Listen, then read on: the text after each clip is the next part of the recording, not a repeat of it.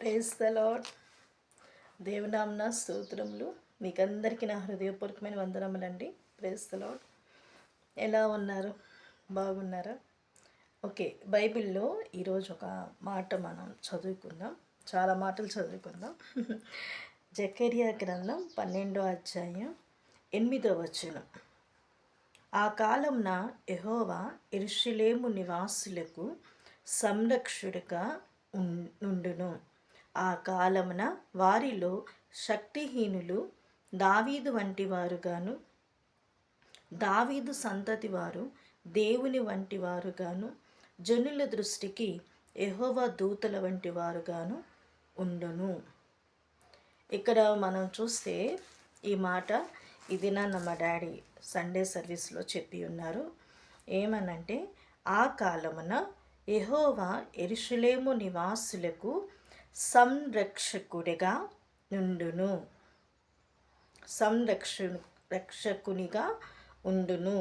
ఆ కాలమున వారిలో శక్తిహీనులు దావీదు వంటి వారుగాను, దావీదు సంతతి వారు దేవుని వంటి వారుగాను, జనుల దృష్టికి యెహోవా దూతల వంటి వారుగాను ఉండును.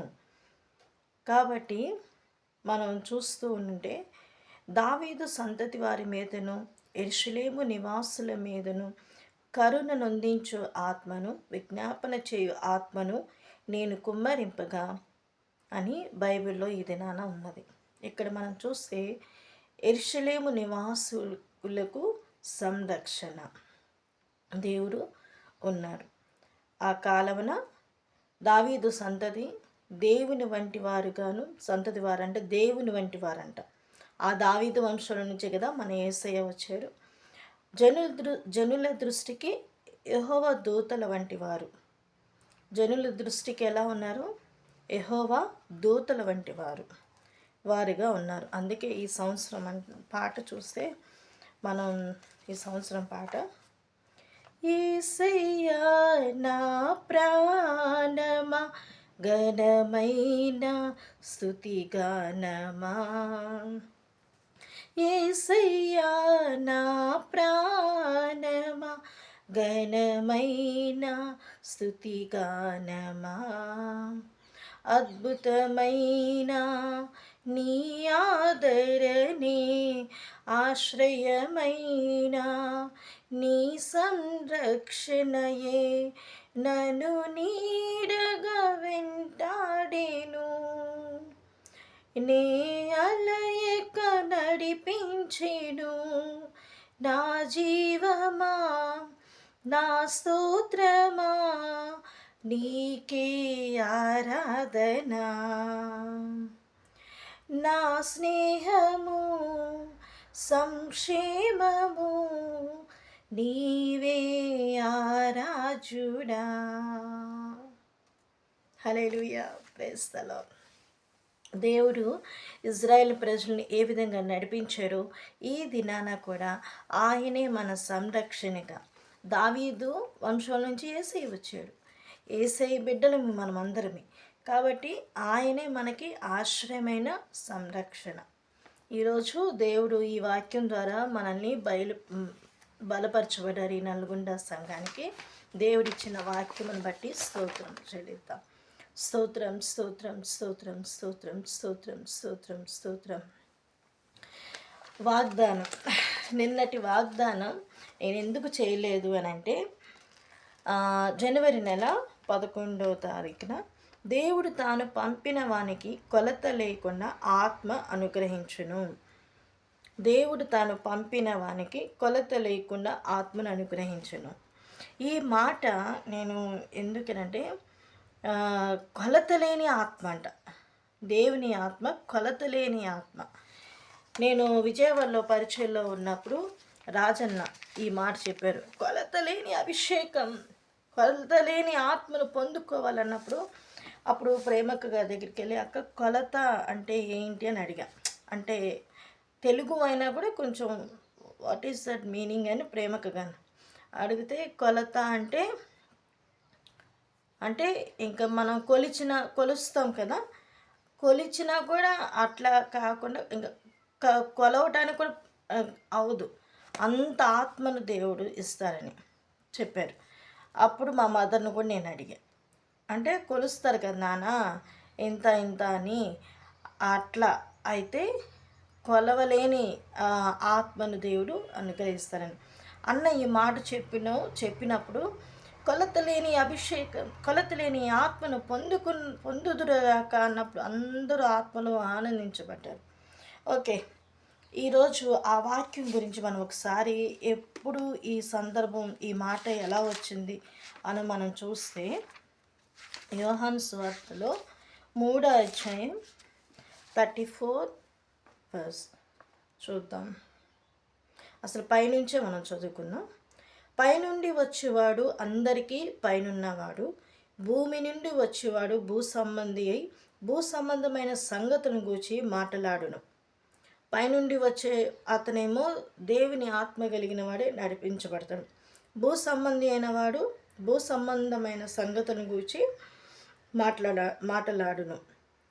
పరలోకం నుండి వచ్చేవాడు అందరికీ పైగా నుండి తాను కన్న వాటిని గూర్చి విన్న వాటిని గూర్చి సాక్ష్యమిచ్చును. ఆయన సాక్ష్యము ఎవడును అంగీకరింపడు. ఆయన సాక్ష్యం చెప్పినా ఎవరు అంగీకరించరు. ఆయన సాక్ష్యము అంగీకరించిన వాడు దేవుడు సత్యవంతుడనే మాటకు ముద్ర వేసి ఉన్నాడు.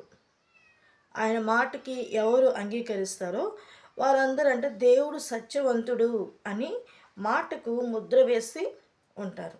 ఏలయనగా దేవుడు తన పంపిన వానికి కొలత లేకుండా ఆత్మ అనుగ్రహించును గనుక ఆయన దేవుని మాటలే పలుకును. దేవుడు ఎవరిని పంపిస్తారో వాళ్ళు దేవుని ఆత్మతో నింపబడినవారు, పైనుండి వచ్చు ఆత్మను కలిగిన వారై ఉన్నవారు. కొలత లేకుండా ఆ ఆత్మను దేవుడు వాళ్ళకి అనుగ్రహిస్తారు. వారు దేవుని మాటలే పలుకుతారు. తండ్రి కుమారుని ప్రేమించుచున్నాడు గనుక ఆయన చేతికి సమస్తమును అప్పగించి ఉన్నాడు. కుమారుని యందు విశ్వాసముంచువాడే నిత్య జీవము గలవాడు. కుమారునికి విధేయత కానివాడు జీవము చూడడు, కానీ దేవుని ఉగ్రత వాని మీద నిలిచియుండును. తండ్రి ఏమో కుమారుని ప్రేమిస్తున్నాడు, అయితే కుమారుని మనం ప్రేమించాలి. అప్పుడు మనం జీవాన్ని పొందుకుంటాం, లేకపోతే దేవుని ఉగ్రత అనేది అనుభవిస్తారు అని బైబిల్లో ఉంది. అంటే పైనుండి వచ్చే దేవుడు మనకి ఏ విధంగా ఉండి ఆయన ఉన్నారంటే కొలతలేని ఆత్మ. పైనుండి వచ్చిన దేవుడు కొలతలేని ఆత్మను మనకు అనుగ్రహించి ఉన్నాడు. దేవుని మాటలే పలికెను. అలాగే మనం కూడా విని విశ్వసించి నమ్మిన వాళ్ళమే దేవుడు సత్యవంతుడు అనే ముద్ర మనం వేస్తున్నాం. సో ఇక్కడ మనం చూస్తే నేను ఫస్ట్ టైం ఈ మాట చదువుతున్నాను, ముద్ర వేసి ఉన్నాడని. ఎంత చక్కటి మాట అండి. ఇది పెద్దలు చెప్తే బాగుంటుంది ఈ టాపిక్స్. ఎందుకంటే ఇంత చక్కటి మాట, అసలు కొలతలేని ఆత్మ దేవుడు ఆ విధంగా దేవుడు మనకి ఇస్తాడు. అందుకే అపోస్తులందరూ కలిసి మనం చదువుతాం కదా, అందరు కలిసి కొండ మీద మిద్ది మీద ఉండి ఉపవసించి వాళ్ళందరూ ప్రార్థన చేస్తుండగా దేవుని ఆత్మ వారి మీద కుమ్మరించబడింది. అప్పుడు వాళ్ళు అన్య భాషలతో మాట్లాడారు, నాలుకలు విభాగింపబడ్డాయి. దేవుడు ఆ విధంగా వాళ్ళని వాడుకున్నారు. పరిశుద్ధాత్మతో నింపబడిన తర్వాతనే దేవుడు చెప్పాడు, మీరు ఆత్మను పొందుకున్న తర్వాతనే మీరు సువార్త చెప్పాలి, దేవుని మాటలు చెప్పాలి. అంతవరకు కూడా వెళ్ళకూడదు. దేవుని ఆత్మ పొందుకోకుండా మాటలు మనం చెప్పామనుకోండి, బయటికి వెళ్ళి ఏవో మాటలు చెప్తే అవదు.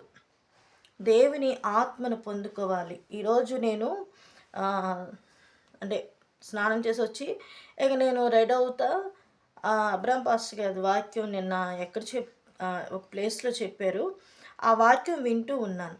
అభిషేకాన్ని పొందుకోండి అని లాస్ట్లో ఆయన చెప్తూ ఉన్నారు. అప్పుడు నిజం చెప్తున్నాను, నేను రెడీ అయిపోయాను. ఇంకా నేను ప్రేయర్కి బైబిల్ పట్టుకుని ఉన్నాను, ఇంకెళ్ళిపోదామని. ఇక పొందుకోండి పొందుకోండి అని చెప్పి లాస్ట్లో పాట పాడి ప్రార్థన చేశారు. సరే పాట వరకు స్కిప్ చేశా, ఎందుకంటే టైం అయిపోతుంది కదా అంటే రాత్రి విన్నాం. సరే ఆయన అన్నప్పుడు నేను అట్లానే ఉండి భాషలతో నింపబడి లాస్ట్లో ప్రార్థన చేసుకోండి అన్నప్పుడు ప్రార్థన చేసుకొని నేను వెళ్ళాను. ప్రభువు అసలు తెలియకుండా దేవుని ఆత్మను పొందుకున్నా. కొలత లేని ఆత్మను మనం పొందుకోవాలండి. కొలత లేని ఏదో ఇంతంత ఆత్మ కాదు, కొలత లేని ఆత్మను పొందుకోవాలి, అభిషేకాన్ని పొందుకోవాలి. ఆ పొందుకున్నప్పుడు మీరు ధైర్యవంతులుగా ఉంటారు, పిరికిగా ఉండరు అని చెప్పారు. నేను చాలా సంతోషించాను. దేవుడు మనకి ఆ ఆత్మనిస్తే ధైర్యం కలిగి మనం ముందుకు సాగుతాం. ఎటువంటి ధైర్యం కలిగి ఉంటాం? దేవుని సంబంధమైన విషయాల్లో, దేవుని పనిమట్టులో, మనకిచ్చిన వాటిలో నమ్మకంగా, చిన్నదైనా పర్వాలేదు పెద్దదైనా పర్వాలేదు, మనం నమ్మకంగా ఉండి దేవుడు ఈ చిన్న మందిరం ఇచ్చాడా, ఇందులో నమ్మకంగా ఉందాం. ఉన్నాము, దేవుడు కార్యం చేస్తున్నారు, అలా చేస్తారు.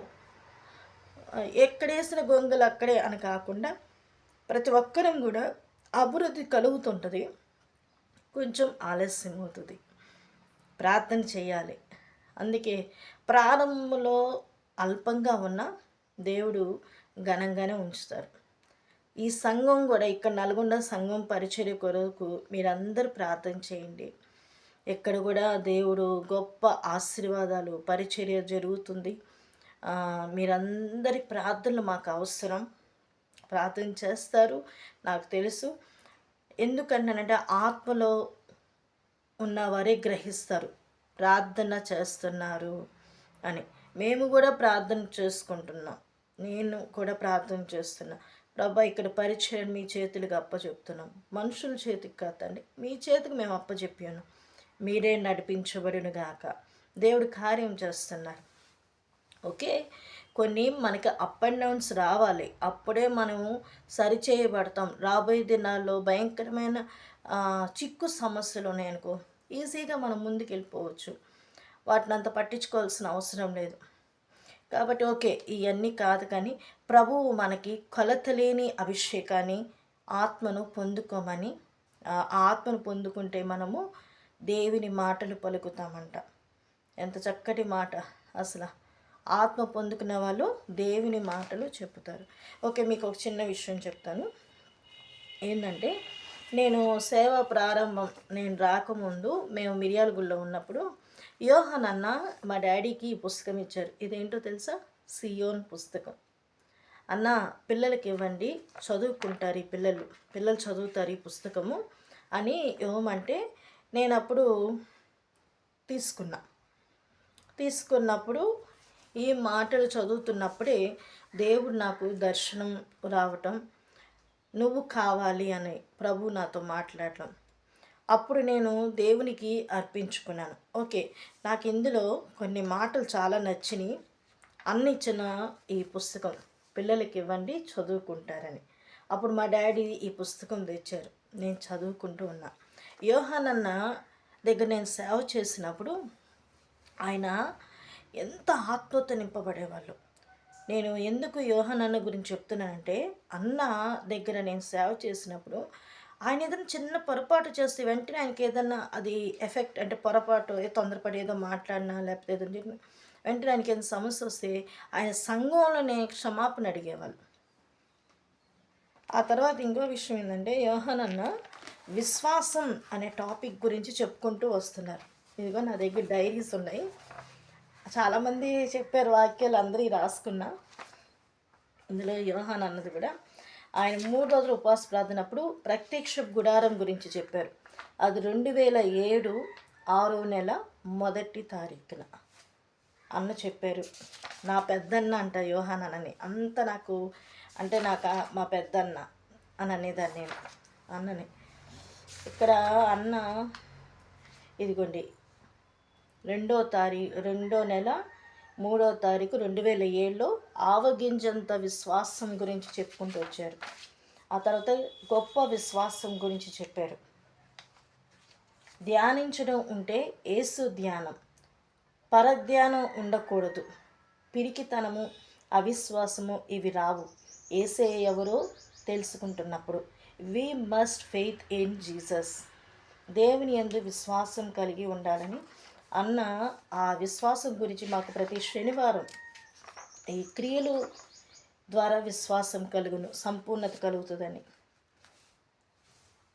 ఇంకొక మాట చెప్పు, దేవుని సన్నిధిలో కనిపెట్టుకున్నవారు ఎన్నడూ అవమానం కలగదంట అన్న చెప్పిన మెసేజ్ ఇది మెయిన్. అంటే కొంచెం ఆయన చెప్పిన మాటలు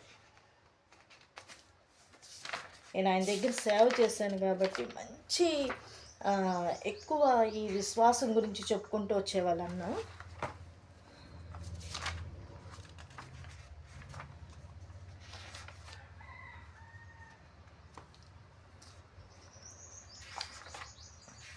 ఫాస్టింగ్ ప్రేయర్స్ ఇలా అన్న చెప్పుకుంటూ వచ్చేవాళ్ళు. ఆ తర్వాత యోహాన్ అన్న చెప్పినవన్నీ, ఇందులో రాజన్న చెప్పినవి కూడా ఉన్నాయి. నేను వాళ్ళ దగ్గరే సేవ చేశా, ప్రేమక్క దగ్గర, రూతక్క దగ్గర, వీళ్ళ దగ్గర. నేను ఒక చిన్న సిస్టర్, నేనేం పెద్ద సిస్టర్ ఏం కాదు. అన్నోళ్ళ దగ్గర నేను పరిచయం చేసినప్పుడు వాళ్ళు చెప్పిన ఉపదేశాలు, నడుము కట్టుకొని చెప్పులు తొడుక్కొని కర్రలు చేత పట్టుకొని దానిని తినవలెను, అది పస్కా బలి. అది అన్న చెప్పిన మాట.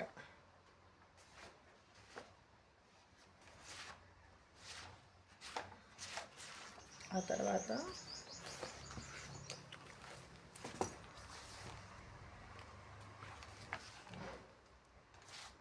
రాజన్న దీనత్వం గురించి, మీరు ఈ లోక మర్యాదను అనుసరింపక ఉత్తమమును అనుకూలమును సంపూర్ణమై ఉన్న దేవుని చిత్తమేదో పరీక్షించి తెలుసుకున్నట్లు మీ మనస్సు మారి నూతనమగు వలన రూపాంతరము పొందుడి. ఆకాశ పక్షిని చూడుడి, బెన్యామీని గురించి. ఇట్లా సంఘము కొన్ని ప్రసంగాలు మా దగ్గర అట్లా ఉన్నాయి. కొరివి గురించి ఎన్ని రాసుకున్నా. ఓకే, డేవిడ్ రాజ్ పాస్టర్ గారు, శక్తి చేతనైనను బలము చేతనైను కాక నా ఆత్మ వలన ఈ మందిరము కట్టవలని జకర్యా ప్రవక్త పలికెను. ఇట్లా దైవజనులు ఎంతో చక్కటి ఉపదేశాలు మనకి అనుగ్రహించారు. ఈరోజు మా డాడీ కూడా ఎంతో చక్కగా జకర్యా గ్రంథం గురించి చెప్పుకుంటూ వచ్చారు. చాలా సంతోషం.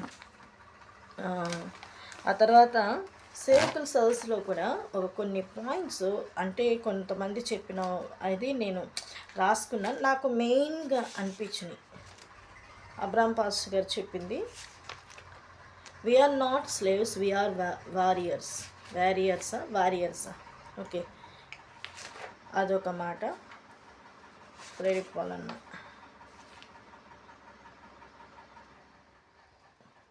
కీలు అంటే విధేయతకి సూచన అంట, ఉపదేశం చెప్పుతుంది అని ఆయన చెప్పారు. ఇది ఎవరు చెప్పారు నాకు గుర్తులేదు. రాజన్న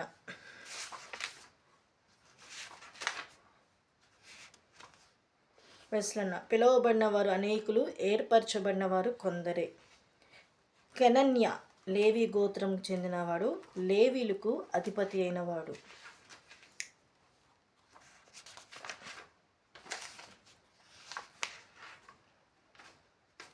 కొన్ని మా మమ్మీ డాడీ సేవకుల సర్స్కి వాళ్ళు వెళ్ళేవాళ్ళు కదా, మా మదరు మా ఫాదర్ రాసుకునేవాళ్ళు పుస్తకాల్లో వాక్యాలు. వాళ్ళు రాసేటప్పుడు ఆ మాటలు చాలా ఆశ్చర్యకరంగా ఉండేవి. అవి నేను తర్వాత చదువుకునేదాన్ని. ఇది ఎవరు చెప్పింది? ప్రత్యక్షత, దేవుని చూడాలి, తాకాలి, దేవునితో గడపాలి. ఈ మాట ఎవరు చెప్పారు? రాజన్న. మోకరించి ప్రార్థన చేయాలి. ఏసన్ గారు, భక్త్ సింగ్, మోహన్ సిలాసస్ గారు, వీళ్ళందరూ ఎగ్జాంపుల్స్ మనకి. ఈ ఒకటి మంచిగా రాసుకున్నా. ఖాళీ సమయాల్లో మనం ఇలాంటివి చదువుకుంటా, ఎప్పుడన్నా మనకి తోచినప్పుడు టైం ఉన్నప్పుడు మనం చూసుకుంటా ఉంటే, మనం విన్న వాక్యాన్ని మళ్ళా ఈ మధ్యన నేను రాసుకోవట్లేదు, కానీ దేవుని వాక్యము ఇది వెస్లను చెప్పారు. Where there is no vision they will be punishment. Punishment అంటే తెలుగులో ఏమంటారు? శిక్ష. ప్రతి ఒక్కరికి కూడా విజన్ అనేది ఉండాలి, దర్శనం అనేది ఉండాలి. ఉంటే అప్పుడు మనకి శిక్ష అనేది పడదు, దేవుని ఉగ్రతకి మనం పాల్పడము. ఓకే, ఈరోజు వాక్యం ఏంటి అని మనం చూస్తే, యెహోవా నిన్ను ఆశీర్వదించి నిన్ను కాపాడునుగాక. సంఖ్యాకాండం 6వ అధ్యాయం 24వ వచనం. 6వ అధ్యాయం 24.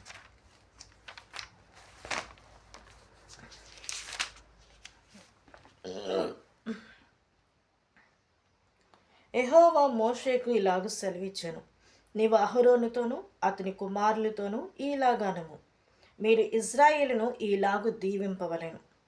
యెహోవా నిన్ను ఆశీర్వదించి నిన్ను కాపాడునుగాక. ఈ డ్యూటీ ఎవరికి ఇచ్చారు? అహరోనికి, ఆయన కుమారులకి ఈ వర్క్, ఈ డ్యూటీ ఇచ్చారు. ఏమనంటే, మీరు ఇజ్రాయేల్ ప్రజలను ఆశీర్వదించాలి. ఇప్పుడు దైవ సేవకులకి దేవుడు అదే డ్యూటీ ఇచ్చారు, మీరు ఆశీర్వదించాలి. యెహోవా నిన్ను ఆశీర్వదించి నిన్ను కాపాడునుగాక. ఆమేన్. దేవుడు మనకి ఇచ్చిన వాక్యం, వాగ్దానం. ఆ తర్వాత కూడా కింద చదువుదాం. యెహోవా నీకు తన సన్నిధి ప్రకాశింపచేసి నిన్ను కరుణించునుగాక. ఆమేన్. యెహోవా నీ మీద తన సన్నిధి కాంతి ఉదయింపచేసి నీకు సమాధానం కలుగచేయునుగాక. ఆమేన్. అట్లు వారు ఇజ్రాయేలు మీద నా నామమును ఉచ్చరించుట వలన నేను వారిని ఆశీర్వదించెదను. ఎప్పుడు ఈ మాటలు ఎప్పుడు ఆశీర్వదించుతారు అనంటే, మనము ఆయన నామమును ఉచ్చరిస్తేనే మనం ఆశీర్వదించబడతాం. ఊరికినే ప్రతి ఒక్కరిని ఆశీర్వదించును గాక, నువ్వు కాపాడబడుతూ గాక అనేది అందరికీ అది వర్తించదు. అది ఎవరికి ఆశీర్వాదం కలుగుతుందంటే, దేవుని స్తుతిస్తూ దేవుని నామాన్ని ఉచ్చరించే వాళ్ళకు మాత్రమే నేను మిమ్మల్ని ఆశీర్వదిస్తాను. ఇప్పుడు వాగ్దానాలు వచ్చేసినాయి. ఇదిగో నేను కూడా పెట్టుకున్నా, కింద పెట్టా. ఇది పైది కదా, కింద పెట్టేసుకున్నా. ఓకే, పిక్ నాకు నచ్చలేదు, సారీ. ఓకే, అయితే అక్కడ మనం చూస్తే దేవుని మాట మనం ఉచ్చరిస్తేనే, ఎవరు ఉచ్చరిస్తారో, ఎవరు దేవుని సేవిస్తారో, ఎవరు ఆయన మాటలకి విధేయత చూపిస్తారో మనం చూస్తే, ఇజ్రాయెల్ ప్రజలు ఇప్పటికి కూడా, యూదులు ఇక్కడ అది కట్టుకుంటారు, దాన్ని ఏమంటారు నాకు తెలీదు, అది కట్టుకుంటారు, చేతికి కట్టుకుంటారు. ఏంటి అని అంటే, దేవుని ఉపదేశం, దేవుని ఆజ్ఞలంట. కాబట్టి మనం దేవుని మాటలు, దేవుని ఎప్పుడు ఉచ్చరిస్తుంటామో అలాంటి వారికే దేవుని ఆశీర్వాదం. దైవ సేవకులు ఆశీర్వదిస్తూ ఉంటారు, సేవకురాలను ఆశీర్వదిస్తూ ఉంటారు, పెద్దలు ఆశీర్వదిస్తారు, ప్రతి ఒక్కరు ఆశీర్వదిస్తూ ఉంటారు. అయితే మనము దేవుని నామమును ఎప్పుడు ఉచ్చరిస్తూ ఉంటామో అలాంటి వారికి ఆ ఆశీర్వాదం మెండుగా కలుగునుగాక. ఆమేన్. దేవుడు అది దయచేస్తాడు. ప్రతి తాగుబోతోడు వచ్చి కూర్చుని అనుకోండి, తిరుగుబోతోడు వచ్చి కూర్చుని అనుకో, రకరకాల పరిస్థితులకి ఉన్నవన్నీ వచ్చి కూర్చున్నా దేవుడు కనికరిస్తాడు. వాడు వచ్చాడంటే దేవుని అక్కడ కనికరం ఉంది, ప్రేమ ఉంది కాబట్టి వచ్చాడు అక్కడ. అయితే అతనికి ఆశీర్వాదం వస్తుందని నేను అన్నాను. ఎప్పుడు అతను దేవుని అయ్యా అయ్యా నన్ను క్షమించు తండ్రి, యేసయ్యా అని పలుకుతుంటాడో, ఆ ఆశీర్వాదం అంటుండగానే అతన్ని దేవుడు ఆశీర్వదిస్తాడు. ఆ ఆశీర్వాదం ఎలా అంటే, రక్షణ అనే ఆశీర్వాదం, అన్య భాషలు మాట్లాడే ఆత్మనే ఆశీర్వాదం, ఆత్మ ఫలములతో నింపబడే ఆశీర్వాదం. ఈ ఆశీర్వాదాలతో భూ సంబంధమైన ఆశీర్వాదాలు ఇప్పుడు చూడండి, లాస్ ఏంజలస్ ఏదో ఆ ప్రాంతంలో కాలిపోయింది. ఆ ప్రాంతాలు కాలిపోతే రోడ్డు మీదకి వచ్చారు. ఇప్పుడు అన్య భాషలతో మాట్లాడుతున్నారు. నాకు తెలిసి అందరూ ప్రార్థన చేస్తుండాలి, forgive us God, forgive us, we did so many mistakes అని చెప్పేసి వాళ్ళు క్షమాపణ అడుగుతూ ఉండాలి. అన్య భాషలతో మాట్లాడుతున్నారంట. చూడండి, దేవుడు ఆయన బిడ్డల్ని ఎలాగైనా సరిచేసి ఆయన సన్నిధికి మోకరింపజేస్తాడు మనల్ని. మనం ఆషామాష కాదు. ప్రభు ఆశీర్వాదం ఇచ్చేవాడు ఆయనే, తీసేవాడు ఆయనే. ఆయన మనల్ని ఎలా నడిపించాలో అలా గర్విస్తామా? నెబుకద్నెజరు గడ్డి మేసినట్లే మేస్తారు, ఒక రాజైనా కూడా. అలా కాదు, మనం తగ్గింపుతో ఎంత ఎదిగినా ఒదిగుండి ఆశీర్వాదాలు పొందుకుంటూ ఉంటామో, దేవుని నామముని ఎప్పుడు మనం ఉచ్చరిస్తుంటామో ప్రభువు మనల్ని ఆశీర్వదిస్తూ ఉంటారు. ఈరోజు చాలా సంతోషంగా ఉంది ఆయన సన్నిధిలో గడపటం. ఆ మేలు పొందుకోవడానికి కూడా దేవుడు సహాయం చేశాడు. మరి ముఖ్యంగా దేవుడు నాకు ఆరోగ్యం ఇచ్చారండి. నేను 2 వారాలు చాలా దగ్గుతో ఇబ్బందులతో నేను బాధపడ్డాను. దేవుడు కనికరించారు, పరిపూర్ణమైన స్వస్థత ఇచ్చారు. ఇదిగో 125 ఎంసీజీ 125 ఎంసీజీ అంటే చాలా హెవీ డోసే, కానీ ఫాస్టింగ్లో తీసుకుంటే హెవీగా ఉంది. ఓకే, అదే కంటిన్యూ చేయమన్నారు. ఏదేమైనా పర్వాలేదు. నేను చెయ్యి పెట్టుకొని ప్రార్థన చేసుకున్నా. నా ప్రభువు నా చెయ్యి మీద ఆయన చెయ్యి పెట్టి ఉన్నారు. ఈ చెయ్యి ఆయనది కదా. ప్రభు నన్ను ముట్టాడు, నాకు స్వస్థతనిచ్చారు. విశ్వాసం, ఆ విశ్వాసంతో ఉన్నందుకే ప్రభు నాకు ఆరోగ్యం ఇచ్చారు, క్షేమాన్ని ఇచ్చారు, బలమునిచ్చారు.